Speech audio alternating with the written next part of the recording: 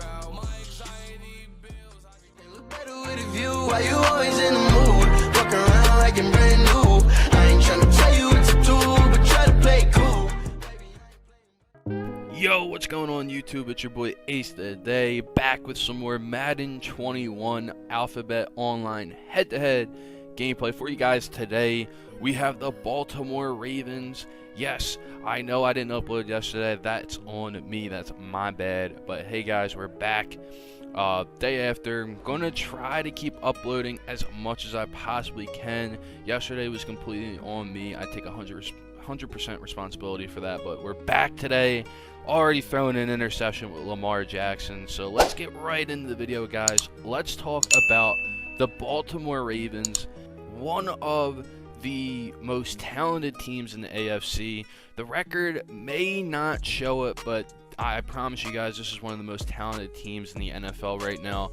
They got people like Patrick Queen, who you see on the screen right there. One of my most favorite linebackers in the NFL. He went to my favorite college, which is LSU. So I had fun playing with him. They got people like Marcus Peters, and alongside Marcus Peters on the other side of the field is Marlon Humphrey. Two of the most electrifying cornerbacks in the NFL. Marcus Peters, over the, I think, past 4 years or something like that, he has the most interceptions in the NFL. And then you got the highest paid cornerback in Marlon Humphrey, or I think second highest paid, I'm not sure. Him and Jalen Ramsey are kind of neck and neck contract wise, as Lamar Jackson overthrowing number 80 right there. But this defense, man, this defense is electrifying, and we're going to talk about the defense first. As I mentioned, Patrick Queen, very talented linebacker, one of my favorite in the NFL. The two cornerbacks, they used to have Earl Thomas, but after a dispute in the offseason, or I think training camp or something like that, Earl Thomas was released from the Baltimore Ravens, and he is still a free agent. Nobody has picked him up, so who knows, man? Maybe if Earl Thomas was there, maybe the record would be a little bit different, but, you know, the defense, the Baltimore Ravens defense is just good, man. They made a trade earlier in the year to get Yannick Ngakoue, if that's how you pronounce his name. One of the most talented defensive ends in the NFL when he was on the Jacksonville Jaguars. He got traded to Minnesota in the offseason, I believe. Didn't really do anything crazy in Minnesota, and then he got traded to the Baltimore Ravens and is now playing alongside his former teammate who also played for the Jacksonville Jaguars, and Calais Campbell. So that D-line is also pretty nasty. They got Brandon Williams on there too, longtime Raven. That defense is just stacked, man. You know, they got Ferguson at the outside linebacking position as well. Very underrated, but other than that, man, there's nothing really too much to talk about the defense. I mean, this is a defense that's going to get you places, especially if they play at a high enough level. The only thing about the defense that is scary for Ravens fans is whether or not the offense can stay on the field long enough for them to pretty much get a breath here and there. So let's get right into the offense of the Baltimore Ravens. We're going to start off with the QB position. Reigning MVP, Lamar Jackson, man. Lamar Jackson, he's having a bit of a down year compared to last year, but when you look at the stats, he's having an okay year. On the season, he almost has about 2,000 passing yards, 15 touchdowns, 6 interceptions, and his QBR average on the year is a 93.4. So Lamar Jackson, although he's not having that eye-popping season like he was having last year, he is still putting up decent numbers, and that doesn't get talked about. And that is also not including rushing touchdowns, by the way. Lamar Jackson also has a couple of rushing touchdowns on the year. Not as much as Kyler Murray, as we talked about in the last video, but Lamar Jackson, I just, the man gets too much hate, and that has to come with being the reigning MVP. The arm accuracy, yes, it's a little shaky at times, but I'm not sold on this Lamar Jackson hate yet. I was one of the believers when Lamar came into the league that I thought that he was going to be pretty decent. I didn't think he should be as dominant his second year in, winning an MVP and all that. But hey, he came out, he balled out, and I mean, there's just no denying the amount of talent that he has. Now, after talking about Lamar Jackson, yes, he does have accuracy issues, but let's talk about the wide receiving core. The number one receiver on the Baltimore Ravens is Marquise Brown, a rookie that was drafted last year. He is very short, but very speedy, and that is the number one receiver on the team. They don't have a possession receiver that Lamar could really throw to. That receiving core is trash, man. It is very bad for Baltimore. And that should be a talking point in the offseason, is getting Lamar some help so that he can throw to.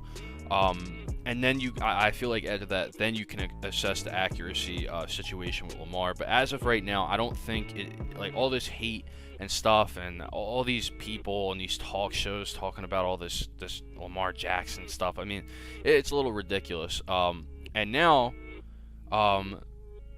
going on with the offensive talk. Speaking of that receiving core, Dez Bryant will be making his debut this week. I am pretty sure.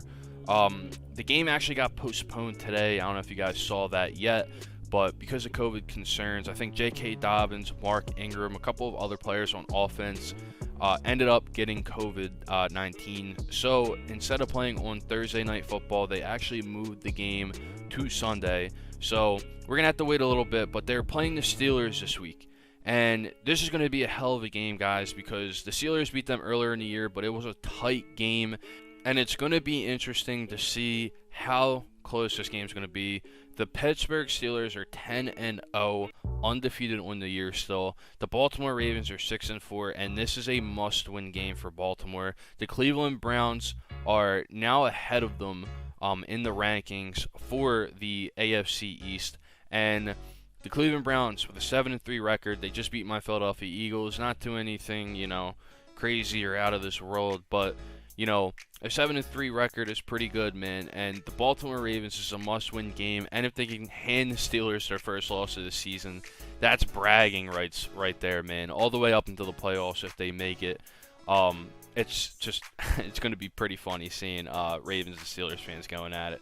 But let's go back to talking about that offense. Tight ends. They got Mark Andrews right there. I mean, that's pretty much it right there. I mean, Mark Andrews is a beast, man. Not a lot of people expected him to ball out the way that he did, and he's still balling out. Now, I know Ravens fans were a little upset with Mark Andrews in their last game. He was trying to do some flashy stuff, and it just wasn't working. And, your boy Shannon Sharp, I watch him almost every single day. I love watching Undisputed, and him and Skip going at it is awesome. Shannon Sharp was tweeting out and stuff like that, just talking about Mark Andrews. Mark Andrews, he's not a flashy guy. He has hands. He can definitely catch some passes, man, and he's an extremely talented player at the tight end position. But I just, I heard a lot of Ravens fans going off on him for the game this weekend, and that sucks, man. That sucks. But I think Mark Andrews, he's going to clean it up, guys. I mean, he's going to be there for a while. He's going to be that cornerstone on that Ravens offense for a while. They definitely don't need to think about that position for a hot minute now. And let's move on to the running back position, because that's also another position on this offense that they're not going to have to worry about for a while. That three-headed monster that the Baltimore Ravens have in their backfield is completely insane, man. Mark Ingram, crazy, that's a 1,000-yard running back right there. J.K. Dobbins, the rookie that they drafted in the third round, I think, this year, he has been playing on an outstanding level. J.K. Dobbins is very, very underrated. If they wanted to, man, he could become the number one when Mark Ingram's time is up in Baltimore. And then the third running back that they have right there is Gus Edwards. Big Gus Edwards, man. I watched one Baltimore Ravens game, and those running backs just popped out on my screen. That's all I can say, man. Like, they just popped out to me. The Baltimore Ravens offense is a lot of running because, like I said, the receiving core is very trash. Lamar Jackson has a very hard time, throwing the ball to these receivers. They just don't get open enough to the point where Lamar could, get the ball to them. And it makes it harder for the offense as a whole. So to have a running game like that is crazy, considering the wide receiving core. You think teams would be more focused on trying to stop the run, but then you got to think Lamar Jackson, with his speed and his just ability to get out of the pocket, is just insane. And that's why I don't get the Lamar Jackson hate at all. This team wouldn't be 6-4 right now if they didn't have Lamar Jackson. And yeah, I really did just say that. I mean, this team would probably, I don't even think they would be average. I think they would have a losing record right now or something like that. Probably even worse than the Cincinnati Bengals, for being honest here. And speaking of the Bengals, they're completely done. I mean, Joe Burrow tearing his ACL, that's a shame, man. Like I said, LSU is my favorite college. It sucks. It really does suck. But we'll be doing the Bengals pretty soon. So hopefully when I play online, Joey B is going to be put in there. Hopefully I can use him. They don't put the injury thing on him. If not, the Bengals are going to be a tough team to use. But there's nothing else to really talk about with the Baltimore Ravens. They're in a decent spot. They got a must-win game coming up.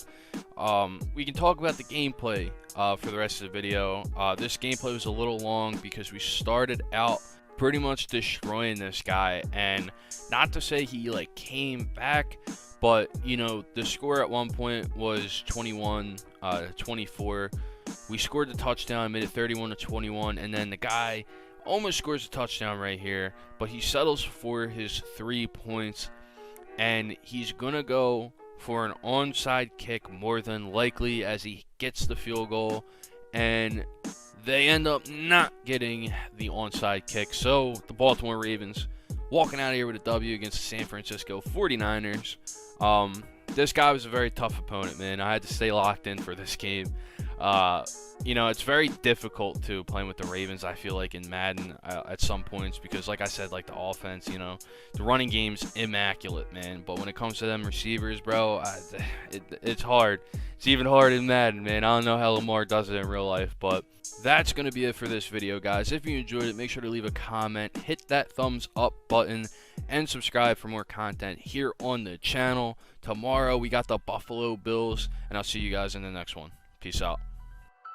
Casino,